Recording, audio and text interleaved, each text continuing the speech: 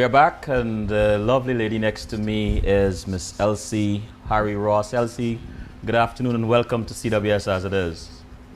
Good afternoon. Thank you for having me. Actually, it's Elsie Harry And what is the on Ross Facebook. for? Is Harry just Harry? Yes. My apologies, Elsie.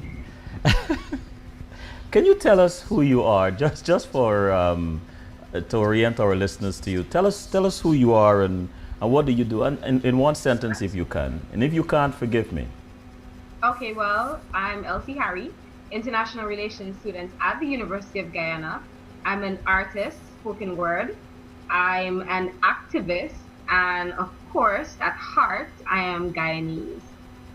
Activist, artist, and at heart Guyanese. Now, as a Guyanese, what does this period in Guyana mean to you?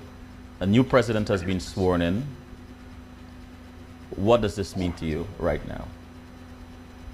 Well, for me, it means the end of a period that was just kind of gloomy and filled with despair. I think that one of the things that I noticed moving back to Guyana is that the air in Guyana was thick and heavy with a feeling of despair. And when I kind of spoke to people about it, it was a mixture of race hate, poverty, a whole host of other issues that Guyana had been battling with for a very long time. And I think that with this new government, with this new president, we have hope that these things will be changed. We have hope that this is a new day is dawning. I have hope that we have a brighter future ahead of us if we want it, of course. Race. Everybody seems to be talking about race today. And there seems to be a call for a national conversation on race. Yeah. What do you think should be some of the discussions? Well, at the beginning of the discussion, I think we need to look at where this whole race hate issue stemmed from. And I'm thinking it stemmed from slavery, of course, slavery and indentureship and a colonial past. But also, I think that since race is not something, well, race hate is not something that you're born with, somebody would have had to instill that in you. And I think that a part of that conversation needs to be speaking about parents who are instilling this race hate in their children, and then their children grow up and they instill it in their children. I think it's something that's passed on from generations, and we need to look, if we're going to deal with addressing the issue, we need to look at the source, of course, and find mechanisms to get rid of this kind of unnecessary prejudice against each other because of skin color. You as a young person, you have parents. What are you prepared to tell your parents, your grandparents, your relatives if you hear that kind of rhetoric coming from them? A rhetoric of racial division, a rhetoric of hate or intolerance. What are you prepared to say or to do? Well, I'm prepared to tell them that they're hating themselves because fundamentally, when you are Guyanese, you are automatically not necessarily 100% black or 100% Indian or Portuguese or Amerindian. Somewhere along the line, you would have had some type of mixture. Like my great great great grandmother was mixed with Chinese. My father's mother is Indian and African. So I'm thinking if you're going to hate another person just because they don't look the same way as you and you're going to spout race hate, then you obviously have to be hating yourself. And not only that, you're all Guyanese. So from the time you begin to say that you hate your brother, there is something fundamentally wrong with you. And I'd be this close to disowning them. But I would be very blunt in telling my parents, my grandparents, or whoever that it's not right. They need to stop it, and I absolutely can't support it. Many are saying that they're expecting a lot from this new government. There's a call for patience because it's a new transition, Lots of things have to take place, have to be put in place, lots of policy changes and so on and so forth. Are you patient? I am patient, but I'm also vigilant. And I'm also going to keep holding them to the standards that they have set for themselves, actually. Because while I understand that some things may take longer than other things, simple things like the 100 days in office promises, you would have set that timeline for yourself, and I would expect that you would have set realistic timelines. So I'll be working along with the timelines that this new government would have set for themselves and monitoring them to see that, they make good on those promises. Mm-hmm. In the chat room, Steve asked, what do you as a youth believe the new government should do to those who have used the treasury to get rich while the poverty level was increasing? Well, I think that they should be prosecuted by the law. I'm very sure that that is illegal, and the only reasonable and fair way to deal with it would be by the rules that govern the society. So, prosecute them according to law. What were some of the youth your age talking about regarding the campaign? And now that there's been a change in government, what are some of their sentiments?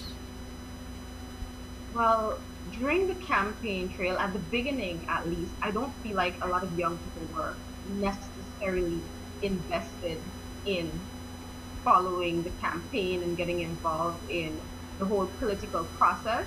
But I think that as it progressed and they saw other young people on the coalition kind of leading the campaign trail for the political parties, I think that they realized that, hey, we have an important role to play. When the list came out, the list of candidates, we noticed that a lot of young people were on the list. And I think that this was a wake-up call for young people that, hey, we're going to be governing ourselves and we should at least have an input in the things that are put on paper to govern us. And now that there's a change in government, I'm not sure that all young people necessarily understand what having a coalition government means. I mean, I know that they're happy that there's a change, but in terms of the dynamic of having a Partnership for National Unity and AFC come together, I'm not sure that they understand the magnitude of this. I mean, this is a vision that is realized from centuries ago that started at the beginning of time with Burnham and Chetty, when they should have stayed together for unity and, well, racial harmony in Guyana. They would have had their issues, and I feel like with David Granger and Moses Nagamutu, this is that vision being fulfilled, and I'm not sure if young people really grasp the magnitude of that. Do you have any immediate expectations of this new government? Well, I expect them to immediately come to the University of Guyana, because I feel like the young people are the driving force in any society. And, well, David Granger would have come to the University of Guyana to speak to the students prior to the elections, telling us why we should vote for the coalition. And I think that it would be a step in the right direction to come back to the university and have a discussion on what we require from the government as young people and as university students, and get input from us about how we'd like to see Guyana governed. The choice between change and progress. Yes. What do you mean by choice between the two? Well, at first, when I thought of that, it was a bit humorous, a bit sarcastic, because I'm thinking both of them are good things. Right. Progress is good. How do you choose between change and progress? But then the progress is in parentheses because it is more a notion of perceived progress, or progress for some people and not for others. Because if you examine the situation of Guyana, the PPP was in office for as old as I am. And when I look at the level of progress that Guyana has seen, I'm not particularly impressed by it. So when I saw the PPP's manifesto come out and the promises that they were making for technologically advanced infrastructure in the country, a whole set of things. I'm thinking, what were you doing for 22 years in office? How come none of this ever reached the people of Guyana, the University of Guyana? I'm there, and it's basically falling apart. And I'm thinking, why did you not fix the University of Guyana? Why are you promising to do all these things if you get re-elected when you haven't proven that you deserve our vote in the first instance? So that was why the progress was in parentheses. And then change now.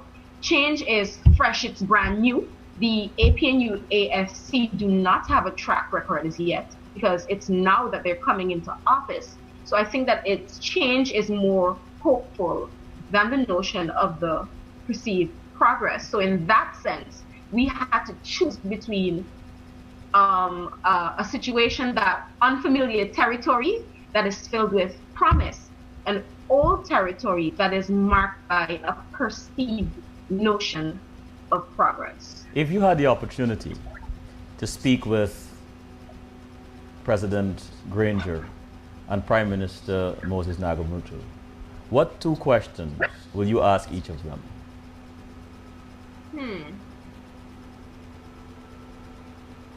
One of the first questions I think that I would ask them is, how would they go about creating a government of national unity?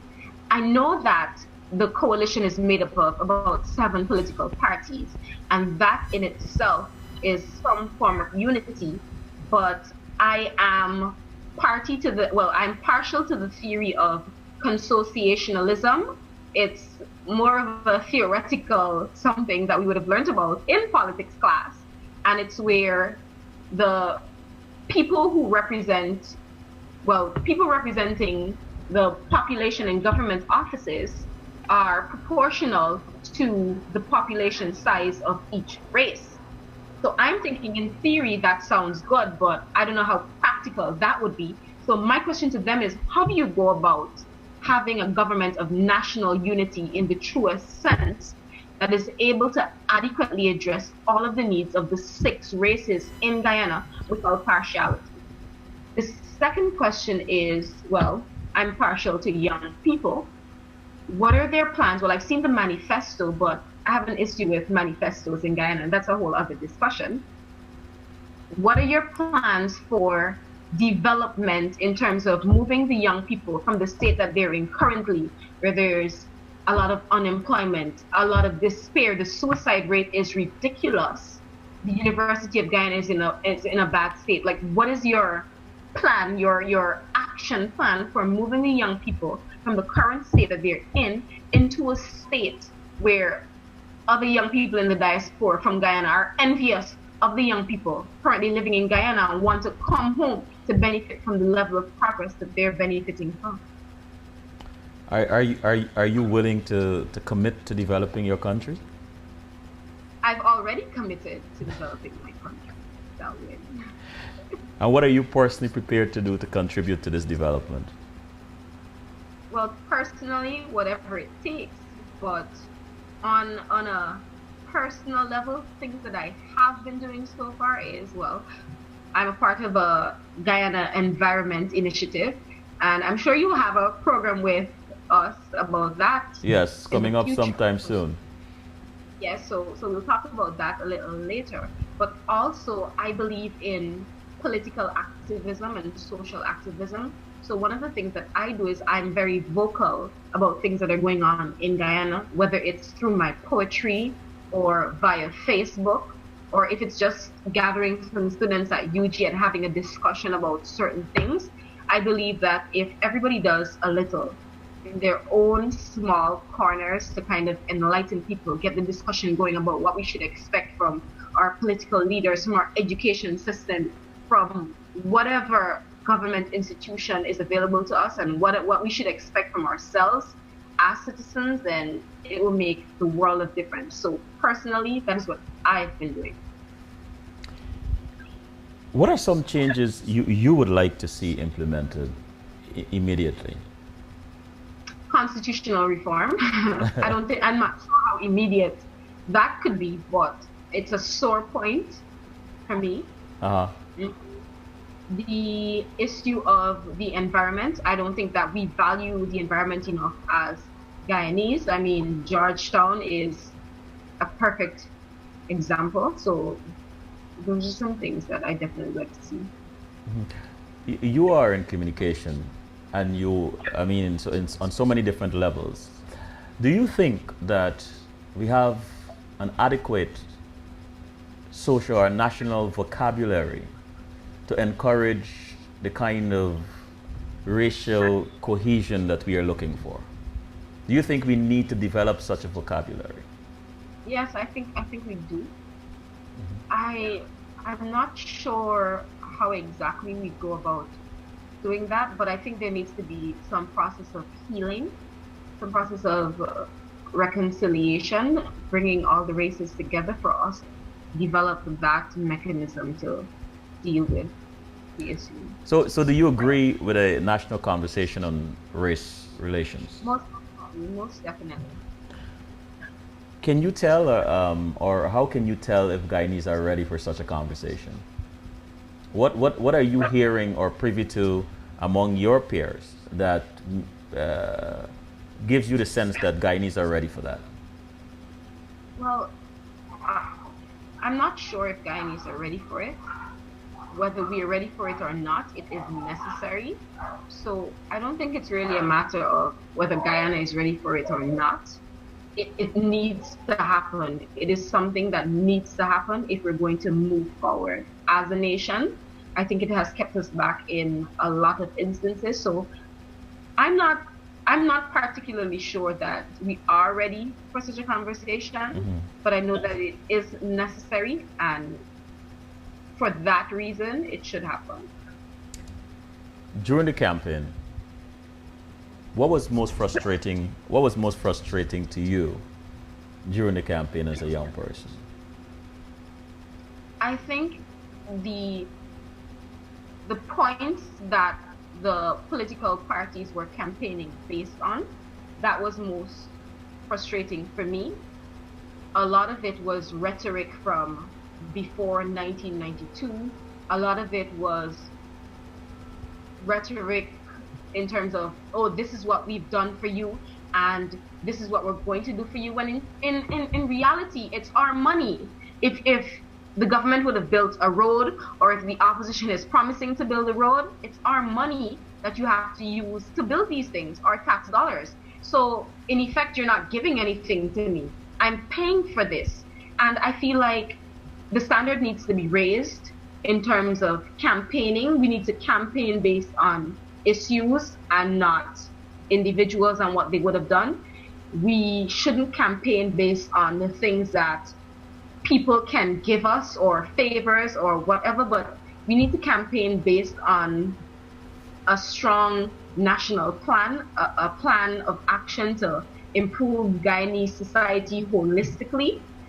I mean, I can't understand. I don't really know what went on during the campaigning process. I didn't learn a whole lot about the vision of certain political parties. And I think that that's something they need to consider. I mean, as a young person, as an academic, and even if I wasn't an academic, there are certain things that I am looking for, like how are you going to improve the situation with poverty? How are you going to improve the education system? I'm not, certain things like that I haven't been hearing along the campaign trail, and that was very frustrating and disappointing to me, as well as the name calling. It was a very petty process, and I'm thinking that our politicians need to be more mature, and they need to put the interests of the people above their own interests and put their differences aside and just work towards addressing the issues that the people face. What is one particular cause that is close to your heart, that you're very passionate about? Political involvement of young people. I'm sorry, I I didn't get it. Political involvement of young people. Uh-huh. I feel like there's a lot of tokenism when it comes to young people and being involved in politics.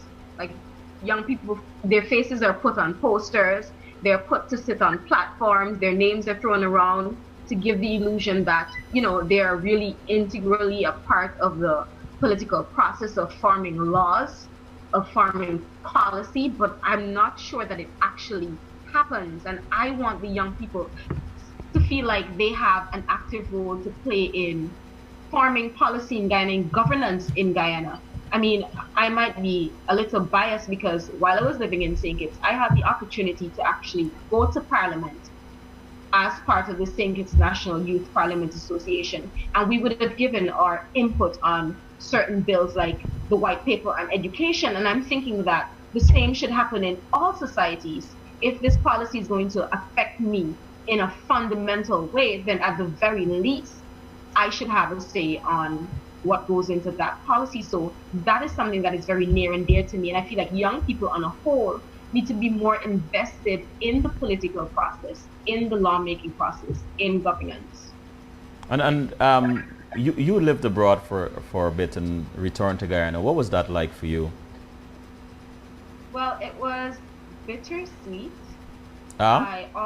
It was bittersweet. Mm-hmm. I always considered myself Guyanese, of course. But when I got back to Guyana, it was a bit of a culture shock for me because Guyana is not what I remembered it to be. Well, I was 6 years old, so I'm not sure if my memories are accurate. But aside from that, I felt like an outsider for the most part. People would look at me and they'd hear the accent and they would say, "Oh, you're not Guyanese." And when I'd want to get involved in certain issues, some people would say, "Why do you even care? You're not even Guyanese."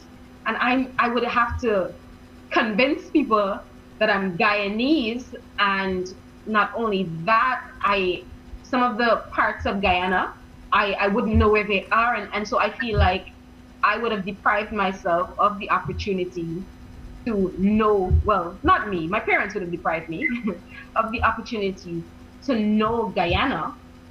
But I guess now that I'm here, I have the opportunity to learn the physical area of Guyana as well as different norms and different values, different cultural things that are specific to Guyanese culture. Are you hopeful for a better Guyana?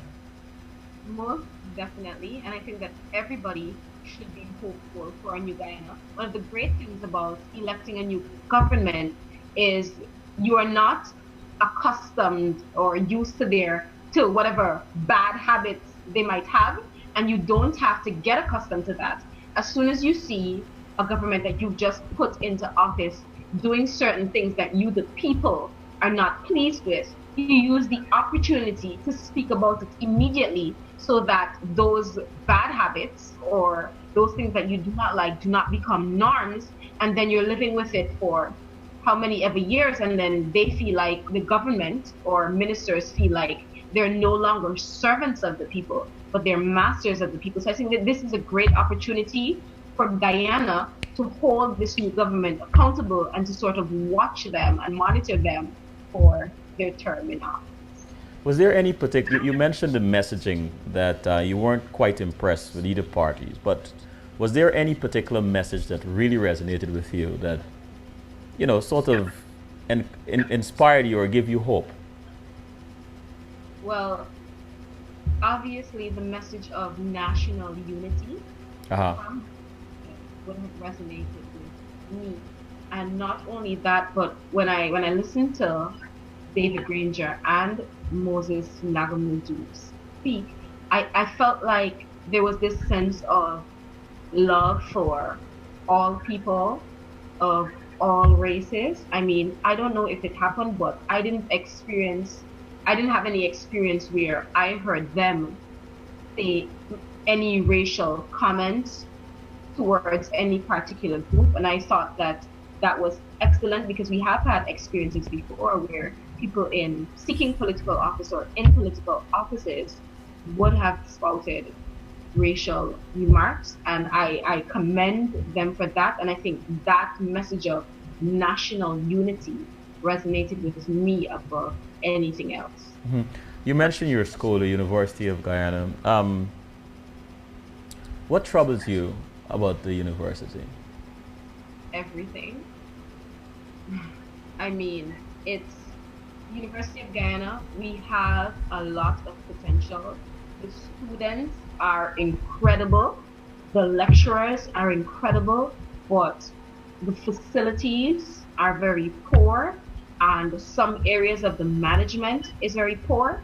So I think that is most troubling about UG, a place that is filled with so much promise, so much potential, where young minds are being molded to govern Guyana, to be active citizens of the world. And well, the past government, they would have had to be, didn't feel it necessary to provide a university with basic necessities. And the private sector, I'm very disappointed with the private sector that they didn't, well, some of the private sector that they didn't see it necessary to give to this university that is responsible for molding all these young minds. So that is very troubling to me that UG does not have basic necessities. Hmm. If you could have made a list, or what are some issues or points you would have loved to hear from the during the campaign that resonate with you that you didn't hear? I would have loved to hear a plan for, and everybody will notice I am A plan completely for biased. what? A plan for how they would improve the University of Guyana. Everybody will know by now I'm biased towards UG, Right. so I would have loved to hear a comprehensive plan for how do you move the university from the current state that it's in into a state where it will be comparable with international universities. Not only that, there are a lot of disabled students at the University of Guyana, and the university caters for them to an extent, but I would have loved to hear a plan of how you're going to outfit this university to make their experience just as good as any other students at UG. Also, I would have loved to hear a plan for how they were going to deal with the health care issue that we have in Mhm. Guyana, going to deal with the health care issue that we have in Mhm. Guyana. The Georgetown Public Hospital is in a terrible state. I mean, when you hear two pregnant mothers are sharing one bed, that is cause for concern. And I didn't hear a comprehensive plan for how you address this healthcare issue in Guyana. So those are two of the things: education and health. You mentioned the suicide epidemic earlier. Um, how does that? Are you in any way affected by that? I mean, like personally, have you had any personal, know anybody who's had, um, who has committed suicide? Well, I have the girl. I met her a couple of times. I've seen her around UG.